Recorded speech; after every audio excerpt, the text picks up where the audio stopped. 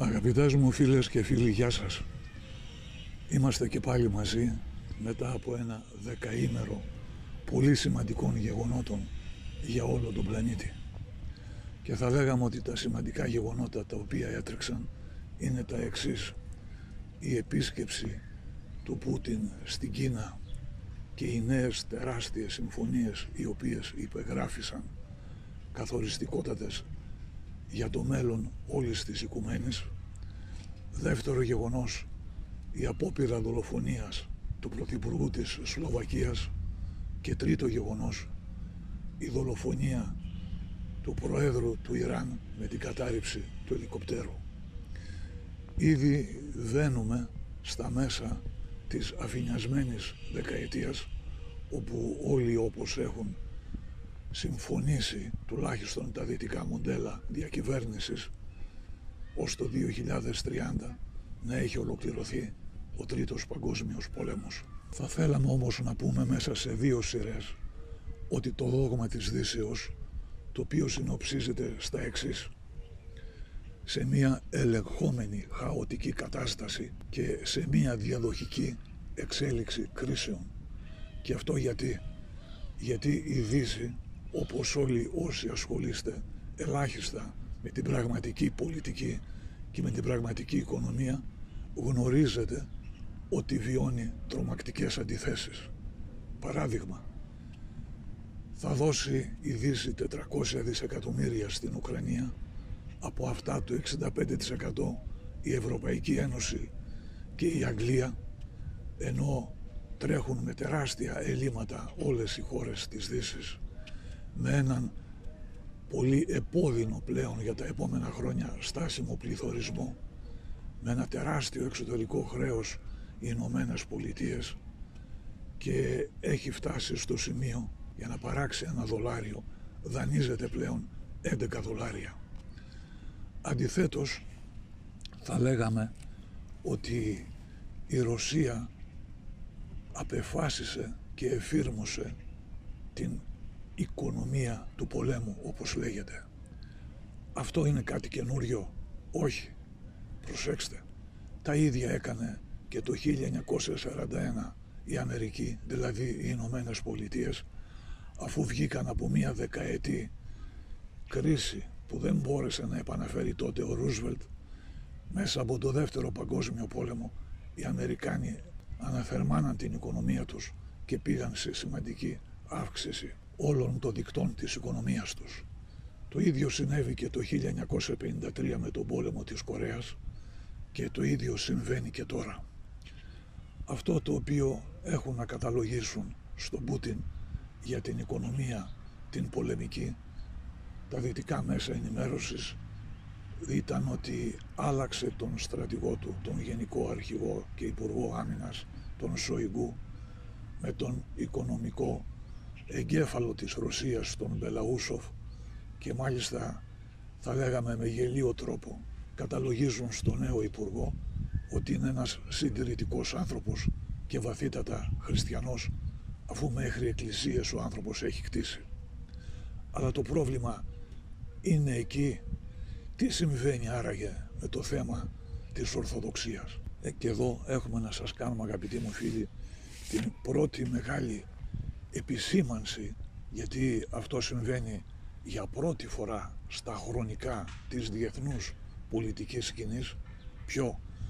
Ο Λαυρόφ, ο Υπουργός Εξωτερικών της Ρωσίας, κατήγγειλε ότι σκοπός της Δύσης είναι η πρόκληση ανεπανόρθωτης ζημιάς στην Ορθοδοξία. Και μάλιστα κατήγγειλε ότι ο αγώνας τους είναι να βρεθεί το Ορθόδοξο Πατριαρχείο της Μόσχας κάτω από τον Πατριάρχη Κωνσταντινούπολεως, ο οποίος, όπως κατήγγειλε, είναι όργανο των ΗΠΑ, χρηματοδοτείται από αυτούς και δεν έχει κανένα άλλο σκοπό παρά να πετύχει την ένωση με τον Πάπα μέσα από τον κοινό εορτασμό του Πάσχα το 2025. Αυτό συνδέστεται με την αρπαγή της μονής της χώρας και την μετατροπή της σε τζαμί, συνδέστεται με το γκρέμισμα του Ορθόδοξου ναού μέσα στο Κίεβο της 10ης, όπως ονομάζεται από τον Ζελεύσκι.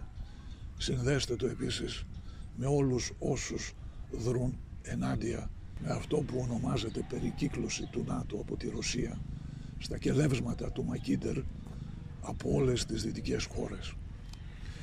Τα πράγματα όμως είναι έτσι ή είναι μόνο οικονομικά? Εμείς από την πλευρά μας θα λέγαμε ότι πρώτα είναι έτσι και ύστερα είναι οικονομικά.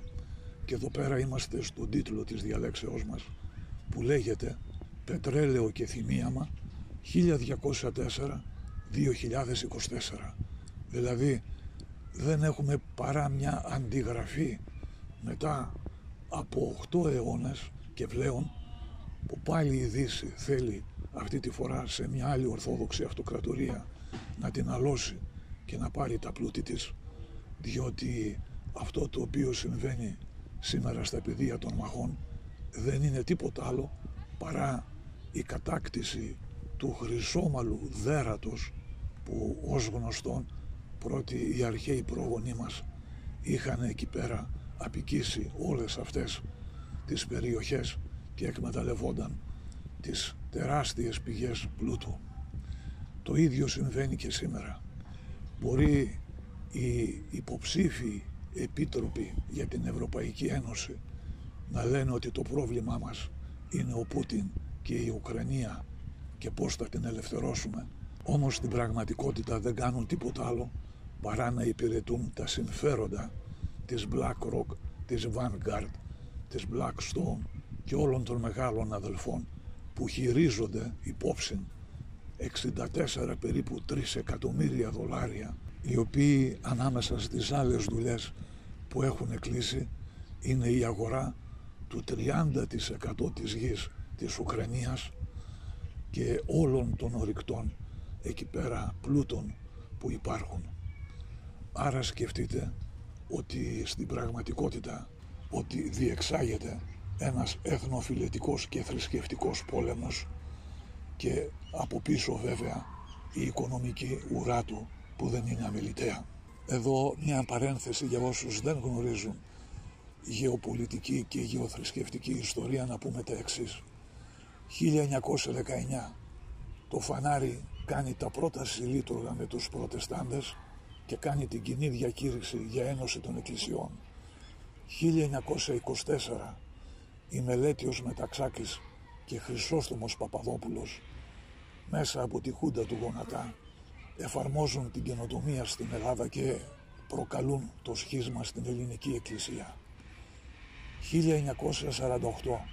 η ελληνική εκκλησία παίρνει μέρος και γίνεται μέλος στο Παγκόσμιο Συμβούλιο Εκκλησιών. 1998 διακηρύσσεται στο φανάρι επίσημα πλέον ότι παρήλθεν ο καιρός της ναρκισσευωμένης Ορθοδοξίας και όλοι υιοθετούν πλέον την θεωρία των κλάδων.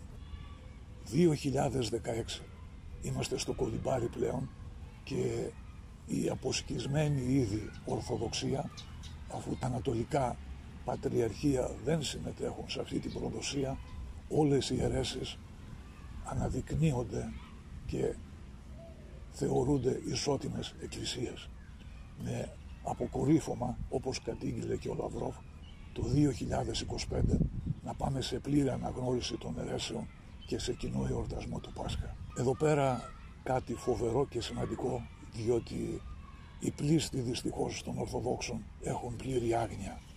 Το 1948, προσέξτε, ο Στάλιν συγκαλεί πανορθόδοξο σύνοδο Ορθοδόξων εκκλησιών όλων των ανατολικών χωρών και καταδικάζει την αίρεση του παπισμού. Βέβαια, για τους γνώστες της ιστορίας των παρασκηνίων, έκτοτε έχει ήδη επιτευχθεί η συμμαχία του Στάλιν με τους Γαλάζιους, όπου φτάσαμε από τον Αντρόφων και μετά σε πλήρη αναγνώριση και δράση της Ορθοδόξου Εκκλησίας, και σήμερα μετά την κατάρρευση του λεγόμενου υπαρχτού σοσιαλισμού φτάσαμε στην πλήρη κυριαρχία της Ορθοδοξίας όχι μόνο στις ανατολικές χώρες αλλά και σε όλο τον πλανήτη. Βέβαια, μελανό σημείο η πορεία του φαναρίου προς τον οικουμενισμό και προς συλλήτουργα και σύμπραξη με όλες δυστυχώς τις αιρέσεις. Για όσους επίσης δεν έχουν την πληροφόρηση να πούμε ότι ήταν καθοριστική σημασίας τα τελευταία μνημόνια που υπόγραψαν οι Κινέζοι με το Ιράκ και το Ιράν για τον καινούριο αγωγό, το Κιρκούκ, για την συμμαχία που κάνανε οι Ρώσοι ουσιαστικά με το Κατάρ ενάντια στον αγωγό της Γιάφας και άλλα παράδοξα μεν, αλλά τεραστία σημασίας γεγονότα, όπως η αγορά από τους Ινδούς ενός λιμανιού ακόμη στο Ιράν για την ανάπτυξη τόσο του κινέζικου δρόμου του μεταξιού όσο και της Ινδικής οδούς προς τη Δύση. Άρα λοιπόν, αγαπητοί μου φίλοι και φίλες, αυτό το οποίο πλέον εναπομένει σαν ένα τεράστιο δίλημμα προς όλους εμάς δυστυχώς τους δυτικούς είναι εάν θα τολμήσουν να προχωρήσουν σε έναν θερμοπυρηνικό πόλεμο για να μην αποδεχτούν τον πολυπολικό κόσμο ή θα πάμε σε μια σχέση πλέον νέας ειρήνης, όπως, προσέξτε, πάνω από το 75% των πολιτών της Ευρωπαϊκής Ένωσης με την τελευταία έρευνα που διεξήχθη την περασμένη εβδομάδα θέλουν ειρήνη με την Ρωσία και με τις άλλες δυνάμεις. Επίσης να πούμε ότι η έρευνα αυτή έδειξε ότι πάνω από το 53% των Ελλήνων είναι υπέρ των καλών σχέσεων με της Ρωσίας και ενάντια στις συμμαχίες και όλες τις απόκρυφες συμφωνίες της χώρας μας με την Ουκρανία. Αυτό το οποίο θα περιμέναμε είναι μια πιο θαραλέα διεκδίκηση των εθνικών μας θεμάτων και με τους γειτονές μας και με τα Βαλκάνια. Έχουμε όλους τους πόρους γεωφυσικούς, γεωδετικούς και γεωπολιτικές συνιστώσεις οι οποίες πραγματικά μπορούν να διαγράψουν μια λαμπρή πορεία για τη χώρα μας. Εναπόκειται σε όλους αυτούς οι οποίοι υποτίθεται ότι κυβερνούν να πάρουν τις σωστές αποφάσεις. Αγαπητές μου φίλες και φίλοι, είμαστε πλέον σε μια περίοδο όπου χρειαζόμαστε πολλή υπομονή, πολλή προσευχή και αλληλεγγύη μεταξύ όλων των Ορθοδόξων αδελφών μας. Να είστε όλες και όλοι καλά. Χριστός Ανέστη και πάλι. Χρόνια σας πολλά. Γεια σας.